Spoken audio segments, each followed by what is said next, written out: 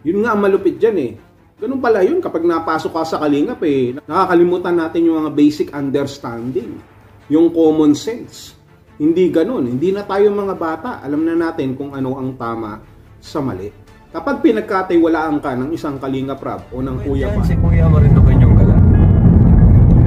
So yan po, mga Kalingap. Bago pa lang kasi siya. Bago pa lang siya. Bago pa lang siyang siyempre di pa niya masyadong gamay yung mga siyempre mga rules, di ba? May mga rules talaga eh. Si Kuya Bal pag rules. Bigpit ngayon si Papa sa rules. Kaya nga.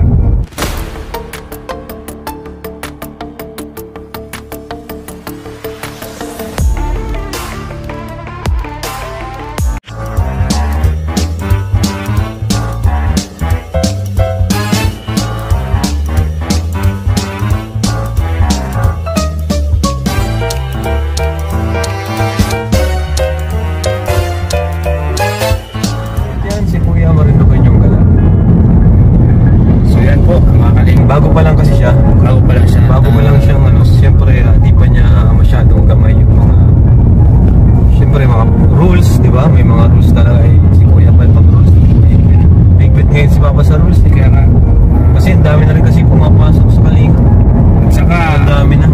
Ang dami rin kasi nga hindi talaga sumunod, di ba? Kaya si Kuya Bal talagang hindi lang siya masyadong ma-reactor. Baga nagsawa na rin si Papa maging maluwag sa rules. Kaya nag-iingit siya. Diba ba? Anong masasabi mo kay Kuya MG? Sa kanya bro.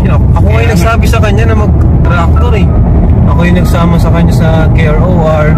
Kaya sana sana di siya tuluyang umalis sa kanila. Maganda lang siguro hingi ng tawad. Yun lang masasabi ko. Depende pa rin sa kanya. Kaya depende mo siya ang madala sa kanya. Kasi ako mismo ayaw kong mawala niya. Kasi ako yung nagpapasok dyan sa Kalingap. Mga Kalingap, ito lang ang masasabi ko dyan. Dito sa sitwasyon ni Mr. MG or Marinduque yung gala. Tama naman yung sinabi ni Kalingap Rab na siguro mag-public apology na lang siya diyan sa nangyari na yan. Pero ganito kasi yan eh. Ulitin natin walang personal ito. Ito ay nagre-react lamang tayo base dun sa issue.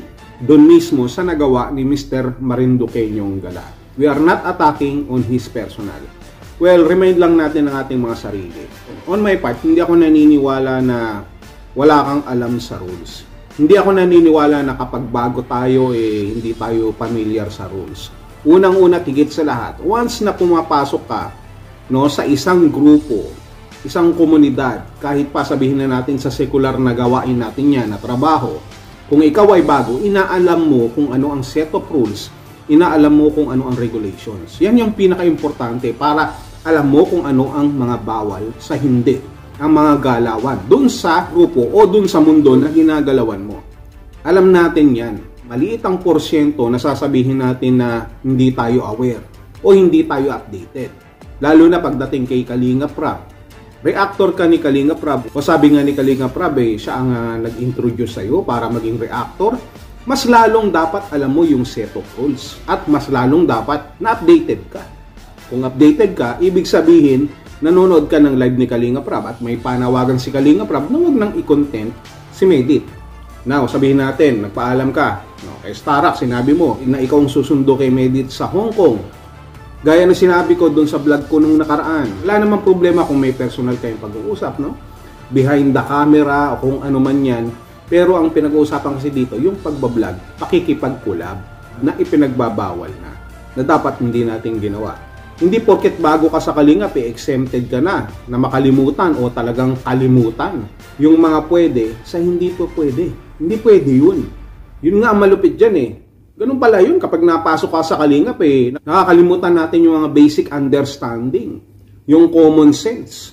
Hindi ganun. Hindi na tayo mga bata. Alam na natin kung ano ang tama sa mali.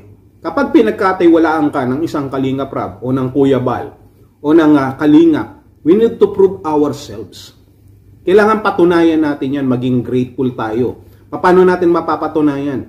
Sa pamamagitan ng pagsunod, sa pamamagitan ng respeto.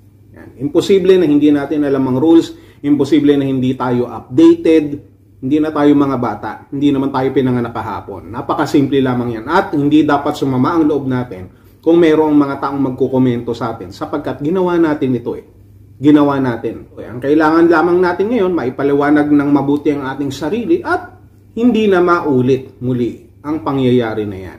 Wala tayong pakialam kung meron silang personal na usapan, ang pinag-uusapan lamang natin dito ay yung kanyang nagawa. Obviously and honestly, syempre disappointed tayo Disappointed tayo sapagkat may umiiral na rules at sinisikap natin na sundin ang lahat ng rules kahit papano. Sinisikap natin. Pero pag may mga ganyang pagkakataon na may mga violations na nagagawa na hindi naman dapat, na hindi naman exempted kay bago ka, kay luma ka. Pag sinabing rules is a rules. Pero wag na rin natin masyadong iba si Mr. MG sapagkat alam naman natin na lahat tayo ay nagkakamali. So sa pagkakamali na yan, natututo tayo. Sa pagkakamali na yan, nababago natin kung ano man ang ating mga kakulangan. At hinaharap kung ano ang tama sa ating pong mga ginagawa. Especially dito po sa Kalingap. Alright? Yun lamang. Wala naman akong ibang masasabi pa. Mabait yan si Kuya Marinduque yung gala. Hindi talaga sumunod, diba? Kaya si Kuya Juan talagang hindi siya masyadong ma-reactor. Baka nagsawa na rin si Mapa maging maluwag sa rules. Kaya nag-iigit siya.